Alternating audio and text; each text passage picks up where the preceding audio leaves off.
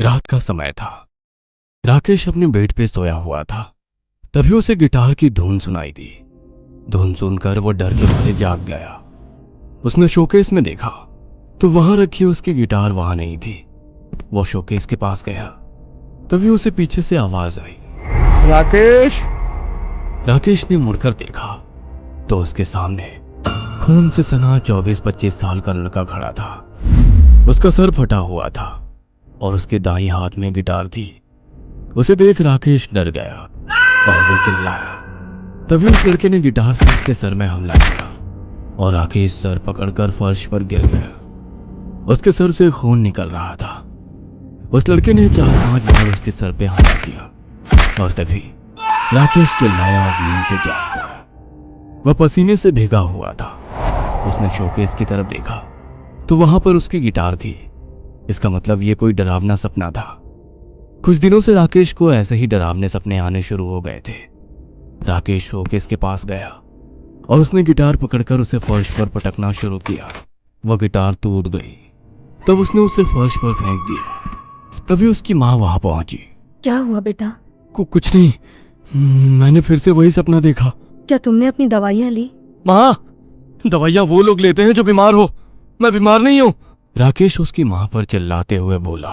ठीक है बेटा, गुस्सा मत करो। उसकी माँ घबराते हुए बोली। तभी घर की डोरबेल बजी।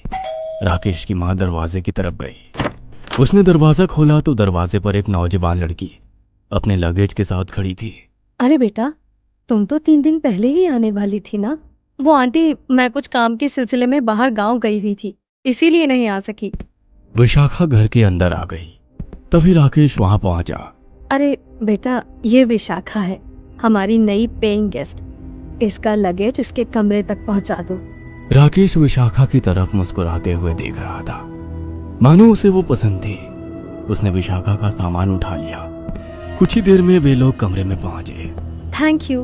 विशाखा ने कहा, लेकिन राकेश विशाखा की तरफ सिर्फ देखते जा रहा था। हेलो, कहाँ गुम हो गए? अरे कुछ नहीं, आओ तुम्हें तुम्हारी बालकनी दिखाता हूँ। और फिर राकेश बालकनी में चला गया। विशाखा भी उसके साथ चली गई। वो उधर देखो, उस तरफ एक झील है। राकेश जंगल की तरफ उंगली करते हुए बोला। किस तरफ? ऐसे कहते हुए विशाखा जंगल की तरफ देखने लगी। तभी पीछे से राकेश बोला, अब ऊपर जाके देखो।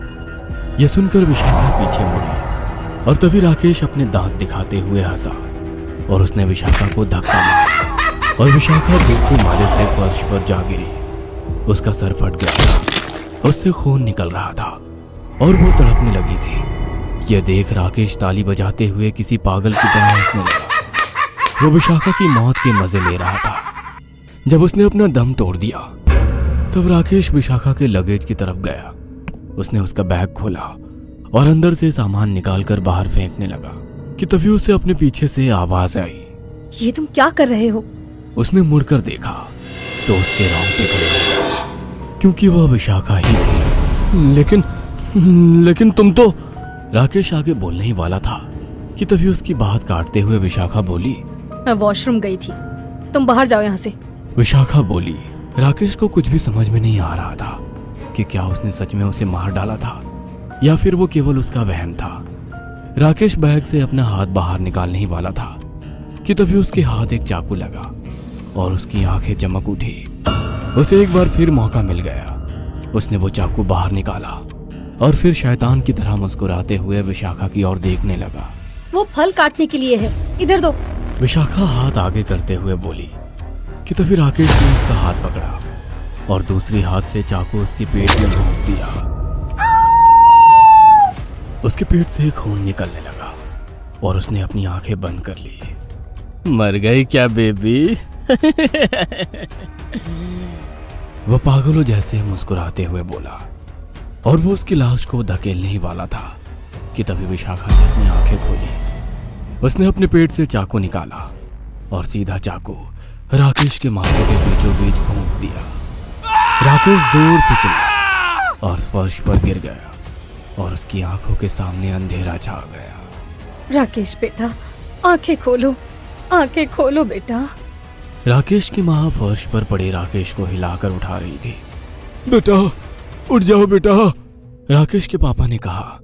तब राकेश ने अपनी आंखें खोली। उसने अपने माथे पर हाथ लगाया तो वहां पर चाकू नहीं था और वह सही सलामत था और वो अपने ही कमरे में था, ना कि विशाखा के। यह देख वो उलझन में पड़ गया।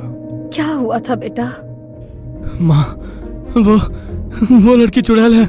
मैंने उसे बालकनी से नीचे फेंका और वो मर गई थी, लेकिन फिर भी वो लौटी तो मैंने उसे फिर से चाकू घोंपकर मार डाला, लेकिन वो फिर जिंदा हो गई और उसने मेरे सर में चाकू घोंपकर मुझे मार डाला। ऐसा कुछ नहीं है, मैं अभी उस लड़की के कमरे में झांक कर आया हूँ। वो जिंदा है और अपने कमरे में है। तुम्हें दवाई ना खाने के कारण बस वहम हो रहे हैं। और हाँ, मैंने तुमसे कहा था ना कि इस पेइंग गेस्ट के साथ वो मत करना जो पिछले वाले के साथ किया था। इस लड़की को मारने के बारे में तुम क्यों सोच रहे हो? तुमने पहले वाले पेइंग गेस्ट को उसके गिटार से उसके सर को कुचल कर मार डाला था। क्या करूं माँ, जब भी मैं नए लोगों को देखता हूँ तो उन्हें मार डालने को जी करता है। तू दवाई खा ले और सो जा, राकेश के पापा ने कहा। और फिर उसकी माँ और पापा वहां से चले गए। राकेश ने मुंह पर चादर ओढ़ी और सोने की कोशिश करने लगा, लेकिन तभी उसे विशाखा की आवाज आई। राकेश, उसने आंखें खोली और देखा तो उसके पैरों तले जमीन फिसल गई, क्योंकि विशाखा उसके ऊपर वाले छत से किसी छिपकली के जैसे चिपकी हुई थी। उसके मुंह में चाकू था और वो खून से सनी हुई थी। यह देख राकेश चिल्लाया, आखिर क्यों तुम मेरे पीछे पड़ी हो? मैंने तुम्हारा क्या बिगाड़ा है? क्या तुम्हें सच में याद नहीं राकेश? याद करो वो रात, पास ही के हाईवे पर खड़ी एक लड़की जो तुमसे एड्रेस पूछने आई थी। तुमने उसके साथ क्या किया था? कब? मैं कभी हाईवे पर नहीं गया, ना मैंने हाईवे पर किसी लड़की को देखा था। तुम शायद भूल गए। ऐसा कहते हुए विशाखा ने छत से छलांग ली। वो राकेश के छाती पर बैठ गई। राकेश चिल्लाया, रोने लगा। तभी विशाखा ने चाकू उसके छाती में घोंप दिया। वो इतने पर भी नहीं रुकी, उसने उसका पूरा बदन चाकू से छल्ले कर दिया। तभी राकेश की चीख सुनकर उसके मम्मी पापा वहां पहुंचे। उसके पापा विशाखा की तरफ भागे, लेकिन विशाखा ने उनके सीने में भी चाकू घोंप दिया। यह देख राकेश की माँ घर से भाग गई। भागते हुए वो पास वाले हाईवे पर पहुंची। उसने मुड़कर देखा तो विशाखा हाथ में चाकू लिए उसी की तरफ आ रही थी। तभी उन्होंने देखा कि सामने से एक कार आ रही है। वह रास्ते के बीचों बीच खड़ी हुई कि तभी वो कार रुक गई। वो हाईवे पर पेट्रोलिंग कर रही पुलिस वैन थी। राकेश की माँ ने उन्हें आप बीती बताई। तब पुलिस उनके साथ घर पर आई। तब उन्हें वहां पर राकेश और उसके पिता की लाश मिली। क्या आपके पास उस लड़की की तस्वीर है? एक पुलिस वाले ने पूछा। हाँ है, उसने डॉक्यूमेंट्स के साथ अपनी तस्वीर भी दी थी। राकेश की माँ ने कहा। उसने पुलिस वाले को विशाखा की तस्वीर दी। वो तस्वीर देख चौंक गया। नहीं, खूनी ये लड़की नहीं हो सकती। लेकिन क्यों? क्योंकि इसका 3 दिन पहले ही हाईवे पर खून हो चुका है। किसी ने चाकू घोंप कर इसकी बेरहमी से हत्या कर दी थी। यह सुन राकेश की माँ सोच में पड़ गई। 3 दिन पहले विशाखा घर में आने वाली थी और उसी रात उसका पागल बेटा घर से भागा था। कुछ देर ढूंढने के बाद उन्हें राकेश घर के पास वाली झाड़ियों में छुपा मिला था। उसके हाथ में खून से सना चाकू था, लेकिन उसे कुछ भी याद नहीं था। दूसरे दिन ये पता चला था कि हाईवे पर किसी लड़की की हत्या हो चुकी है। शायद वह लड़की विशाखा ही थी, इसीलिए उसकी आत्मा बदला लेने के लिए वापस आई थी और उसने अपना बदला ले लिया था। अगर आपको हमारी ये कहानी पसंद आई हो तो इसे लाइक और शेयर करना ना भूलें।